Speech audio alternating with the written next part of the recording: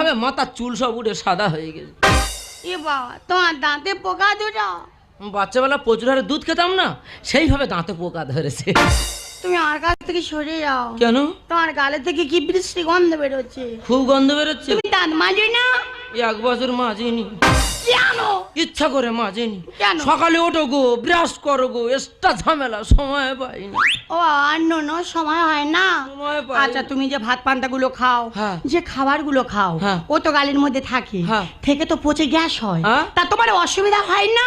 কোনো অসুবিধে নেই, যে যার পথ ধরে সেই তার বেরিয়ে চলে যায়। মানে কেউ কার সঙ্গে ঝগড়া করে না? সত্যি বাবা, খাবার আকার আচ্ছা খায় না। আচ্ছা, ভালো হয়েছে।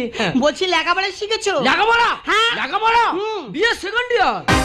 কমপ্লিট? না, আনকমপ্লিট। মানে ফেল করেছো? ইচ্ছা মতো ফেল করেছি। কেন? মাস্টারদের কথা আমি শুনবো? হ্যাঁ? কখনো পাস করব, কখনো ফেল করবো, সব ব্যক্তিগত